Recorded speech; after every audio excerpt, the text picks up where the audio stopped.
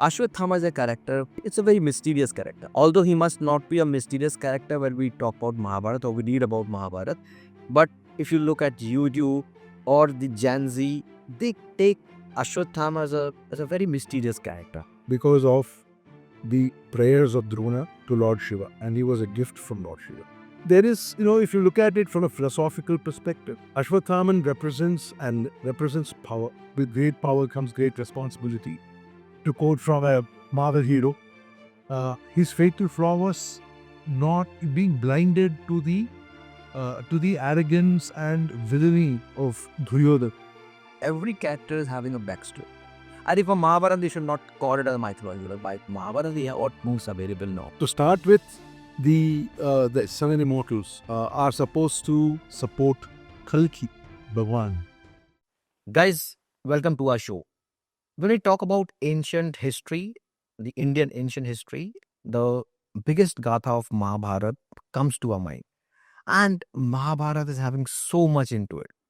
In today's podcast, we are going to discuss only three things about it. One is Ashwatthama, second is Kalki, and third is Samvala. These three things or three terms are so intriguing. They have so much history behind it.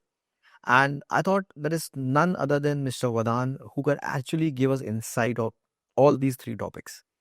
He has a recent book released, The Song of Trinity Part 2. We already had a podcast with him for Song of Trinity Part 1. You can click on the icon and you can look into that podcast. But I was sure that he's having immense research he has done on these topics. That he's the best person to tell us more about Ashwatthama, Kalki and Sambhala. So one by one, we go into these three topics and we'll try to explore more about these three mysterious terms which comes from our ancient Indian history. So sir, welcome to our show again. Okay.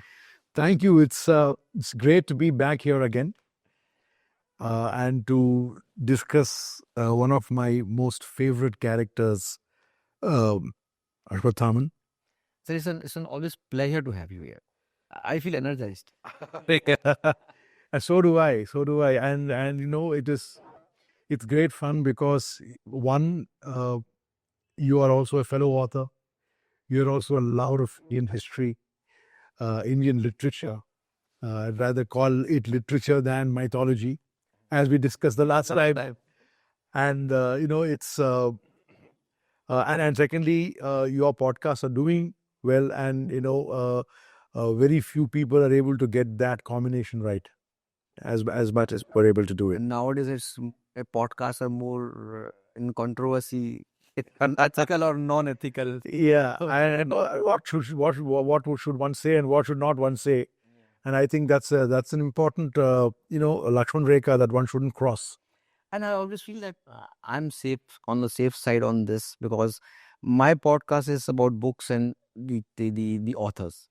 And I always believe if someone has written a good book, he has done a lot of research. So one who is answering to my questions, he must be having that much knowledge with him. So I'm always on the safer side. And I'm hoping that your assumptions are true today, and I'm able to live up to that expectation. So the first question, Ashwatthama as a character, it's a very mysterious character. Although he must not be a mysterious character when we talk about Mahabharata or we read about Mahabharata.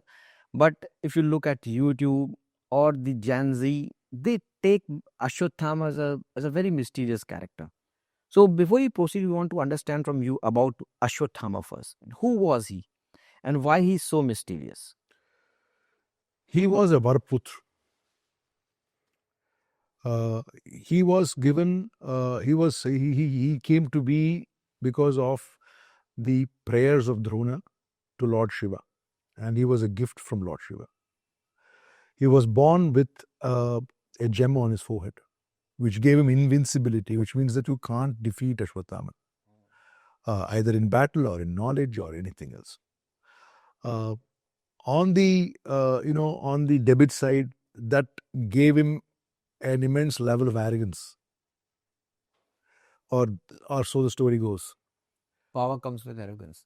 Power comes with arrogance, and and the end that Ashwatthama meets is a probably a result of assuming that arrogance, or acting upon that arrogance, of taking so to speak, justice into his own hands.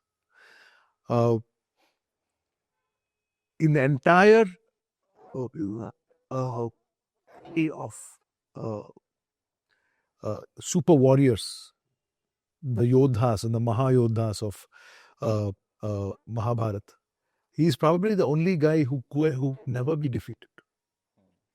Though there are parts of the epic which talk about he lost a battle here or lost a battle there, but he could not be defeated in battle. He could not be defeated because he came with the gem of invincibility. And this is one of the reasons why the Pandavas, especially Yudhishthir, had to actually utter a word of untruth by saying that he was dead when he wasn't. They could not kill him, but they had to lie that they had killed him, and which left his father helpless.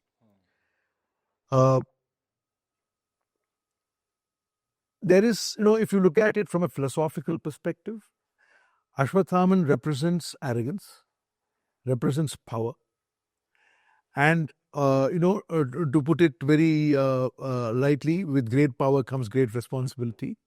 To quote from a Marvel hero, and very important that you use that power with that level of responsibility. And because philosophically, that arrogance brought him down. I always believe when I read about Mahabharata, it's my theory that every character of Mahabharata is such a way designed so that it can give some value for the future generations. So like Ashwatthama, we said, power come with arrogance, and how you need to handle your power. It clearly depicts that. Or if you talk about Karn, the outcome of Karn is like, if you have power, you need to be on the right side, else your power is wasted. So every character of Mahabharata actually tries to teach us something. So there is a term called fatal catharsis in Shakespearean plays, where every character that Shakespeare created in his 4 tragedies had a fatal flaw in the character. Macbeth was jealous of that. Yeah. And, for example, Kikier was again arrogant, and Hamlet was indecisive, etc., and so forth. So, even if you see the characters in Mahabharata, there was a fatal flaw in them. On both sides of the field. Okay? And it was about how these fatal flaws were manipulated at the end of the day. Take even Karan. His fatal flaw was not being blinded to the arrogance and villainy of Duryodhan, because of the utter loyalty and friendship he had for him. Right? There was no balance. If you look at Pitama Bhishma, a man who is utterly fearless, in as much as he could start first to his father, to his and his descendants, of what they were doing was right or wrong. And he had to stand by something which was unfair, so to speak. If you ask me about Duryodhan, he is one of the most complex characters that you can find. I'm a character who is automatically stereotyped as a villain. He is not. Duryodhan was a great king, a great prince who took care of his people. Right? As far as Hastinapur was concerned, he was taking very good care as a great administrator.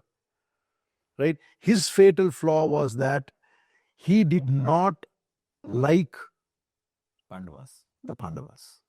He did not like the amount of love and adoration they had amongst people, amongst his own elders in the house, etc. And he wanted that. Very plainly put. I mean, there are many complexities that you build onto the character. But Mahabharata is the beauty of Mahabharata is that every character you can call them villain or you can call them hero, but you can find flaws in the heroes as well, and you will find good qualities in the villain As well. That's the beauty of That is the depth of characterization. I mean, if you look at Mahabharata as an epic, as a story, it is so brilliantly written that it stayed relevant for thousands of years. And it stayed relevant basically because of the amazing depth of characters that were there. Every character is having a backstory. Every character. I don't know how, although I believe that is true, but there are people who still believe that it's mythology, but I don't trust that. I think for Mahabharata, they should not call it as mythology because Mahabharata, we have all proofs available now. Correct. So that is one mystery. I was seeing over Z News or somewhere I was seeing that they were trying to search Ashwatthama in some near some forest of Madhya Pradesh. They were trying to search him. So any research while you were writing the Song of Trinity, any research you have done that where actually Ashwatthama is? So what are the researchers says about him? If he is still alive, as the theory says, where he could be, and where he is residing, and why he is hiding, and any. So well, to start with, the 7 immortals are supposed to support Kalki Bhagwan when he finally comes to face the evils of Kali Yuga. And the manifestation of is the king of Kali Yuga. And these immortals are supposed to support him and fight with him to destroy or destruct the children. Even. And therefore they are in, shall we say, hiding until such time that it is right. That's the legend. So could it be that the abominable snowman or the Yeti is actually Ashwatthama? Because he was cursed into immortality, whereas others have been blessed with immortality. Ashwatthama is inverse. It's very different. He is cursed with mortality. He is cursed with immortality such that even the wounds on his body won't heal. And will roam on this earth until such time as the next Kali Yuga arrives, and when your destiny you will face. So I mean, he could be somebody who is in plain sight. There have been sightings of Ashwatthama in Madhya Pradesh, like you said. No, there have been sightings. There are or claims of sightings of Ashwatthama. There are claims that Ashwatthama has, over the period of the last 6,500 years, generated or met children, right, who have extraordinary powers. There is no hard evidence at all that we can think of, or that I can think of right now, which would showcase or evidence that there are actually been sightings of him. But neither have there been hard sightings of, for example, Kripacharya, of Hanumanji, or Parashuram, etc. and so forth. So, but the point of matter is that these are energies. These are powers and these are strengths which will at any point of time can accumulate in anybody to become the Swarup, or the reincarnation, or an incarnation, not even a reincarnation of that particular individual. These are people with tremendous powers, right? Ashwatthama lost his gem of invincibility. He had to give it up. Only after he gave it up could Krishna even curse him. Otherwise, the curse would not have applied to him. That's the power of that gem, Shiva's gem. So, who knows, maybe next time you go to the Kumbh Mela, some ascetic that you meet who has extreme wounds on him could be Ashwatthama. Right. What happened to that gem after that? Is it went back to Shiva? So how it works is that there was only one person who could actually hold that gem, not even Krishna. Who was the one? Yudhishthir. Okay. So Krishna, the Pandavas ask him to remove the gem Mhm. and hand it over. And he laughs at them. Because no matter what they do, nothing can happen to him. After he is captured, Mhm. after he uses the Brahmashira, he is captured, asking to remove the gem, he doesn't. And he obeys Krishna when he says, remove the gem. He removes it, he pulls it out of his forehead. And of course, this is how Song of the Trinity starts. That's the first chapter of the first book. Yes. I He- remember. He pulls out the gem and Krishna and hands asked to hand it over to Fardesh. Right? After it is handed over to the Yudhishthir, it goes into legend. What happened to the gem is is something that nobody really knows. And the entire surmise of my story is how Ashwatthama in the present age recovers that gem. And that there is a particular reason why Ashwatthama has to, is cursed the way he is cursed. That he has to face an evil far greater than anybody else can face. And only a man as powerful as he is can face. So that is the surmise of the entire Song of the Trinity series that I am working on. And my theory is that that gem ultimately finds its way to Narak. Narak. Okay. Okay, not Patal. Patal is where the Asuras live. Huh. Narak is where Yamraj lives. Yamaraj lives. And how and why I have that theory is something that is part of that book, so I don't want to reveal that right now and That's just make it a spoiler. so that gem is very integral for the entire story. Now, some movies depict Ashwatthama as an old man, and even a movie has come recently depicting Amitabh Bachchan. another immortal playing Ashwatthama. I mean, to me, Amitabh Bachchan is immortal. Yeah. He's somewhere there, up there. So, and I don't think anybody else could have played that role so well as he did. But The movie was a disaster. yeah. So anyways, comments. My only point is that he doesn't age because the curse on him doesn't allow him to age. He's stuck at where he is. Even his wounds don't heal. So, and that happens because basically, if you look at magical realism, my book is about magical realism. Within magic, also a certain level of realism is that how do you not get old? There are two ways in which, in magical realism, you don't get old. One is you are outside time, right? Time flows in one way for us. And when it flows, it erodes everything as it goes by. Cells erode. The other thing is where your cells regenerate, right? And keep themselves at the exact same position in which they were when when Krishna's curse comes into being. So then Ashwatthama, when if his wounds don't heal, that means they're exactly where they are. So magical realism tells me that he should be of the same age. But the theory what you are explaining, while I was researching for this podcast, I'm realizing that there are actually theories talking about this. There were where some theories say that Ashwatthama is alive and he's still searching how to remove that curse. He's still searching for that gem. These are the theories which are available over net, that this is what is happening with Ashwatthama. I think that's what is going in your story as well. Story in the story, yes, he figures it out. Maybe he will figure it out one day. And hopefully I got it right.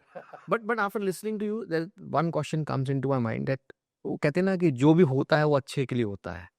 So maybe in Mahabharata, during time of Mahabharata, Ashwatthama has done wrong.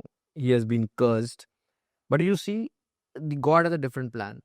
They have done that because it's for something Else. So And that's the whole what point. Kalki comes in. That's the whole point. The whole point is that, Krishna doesn't go around randomly throwing curses at people. He has forgiven much more, much bigger villains for doing worse things than not doing as something as bad as doing something more than what Ashwatthama did. Because he knew that the powers will be utilized somewhere else. There is everything. I mean, for example, if you take the look, if you just giving you another small, very random example, uh, and this also comes at the opening chapter of Broken Tusk, which is the second part of Song of Trinity, is called Broken Tusk, where I show the battle between Gajamukh and Lord Ganesha. Who is Gajmukh Asur? So, again, Gajamukh Asur uh, is a is an Asura who wanted to overthrow Indra, and he enters into a penance for hundreds of years with Lord Shiva uh, for a boon. And Lord Shiva grants him the boon. The boon is that no weapon made by any god, including Shiva's own weapons, can kill him. Right? Now, so therefore, the gods, the devas, are completely helpless against Gajamukh. And he has he also takes another boon that he should look so horrible, horrific, so terrifying that his enemies will get petrified of him. Shiva gives him that look of a giant, mad bull elephant. So he also has a head of an elephant. Tabi Gajmukh. Gajamukh. And then the devas run to Shiva saying, "Arey, you give your boons to people left, right, and center. Now see what's happening." So Shiva then asks, doesn't interfere in that, but he sends Ganesha to go fight with Gajamukh. Ganesha fights with Gajamukh and defeats him. How does he defeat him? He defeats him by breaking his own teeth. Tusk. That is why he's called Ekdant. There's another story for Ekdant also. This is another story. One story like he has broken his teeth to write the Mahabharata. This is another story where he breaks that trunk and he kills Gajamukh with the trunk because it is not made by anybody. The trunk is part of. So Gajamukh Asur is actually defeated not because he was outdone in battle, but because of a play of words made by gods. This is not made by God, it's still a weapon, and he kills him. Right? So Gajamukh Asur gets very, very angry as he is dying, turns himself into a huge sewer rat. And he goes to attack Ganesha. Ganesha captures the rat and by sitting on it and removes all the pain and the angst and the arrogance of Gajamukh Asura from that and converts it into a small little mouse, which is called Mushika, which is his Vahan. Okay. So Gajamukh Asura is actually Mushika, the Vahan of Vinayak, which you see in every Vinayak, every Ganesha's portrait, you see the Mushika. Mushaka Raj. Yeah. Okay, very interesting. So that's the story. So ultimately, if you the point is that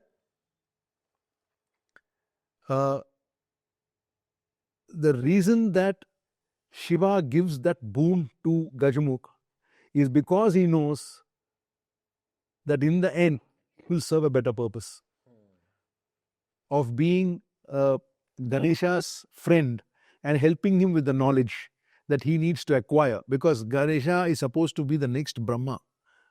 After the Trinity, Brahma is supposed to be mortal, he'll die. And when Brahma dies, Ganesha is going to take his place.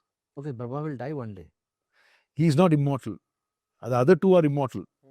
Vishnu and Shiva are immortal. Brahma is mortal. Okay. One Mahayug is one day in Brahma's thing, but after so many Mahayugs, he will go. Okay. And then Ganesha is going to take his place. That is the literature. And this Mushika helps Ganesha to get the help that he needs, the knowledge that he needs to actually go and sit in the place of Brahma. So everything is connected to everything else. So that's we came back again. So that's the reason Shiva would have cut the neck of Ganesha when he was a boy. Correct. So that he should get a elephant neck and the tusk. Elephant head. And so everything is connected to everything else. Is the basic concept of the story, and therefore Ashwatthama's curse the same way, is connected to a larger scheme of things, which will then come out into play in its own time. If you have not liked this channel till now, please like it, subscribe my channel, and do comment whatever your queries are about the Kalki Puran, about the ancient Indian history, and we'll try to see how we can bring all these things for you in our next episodes.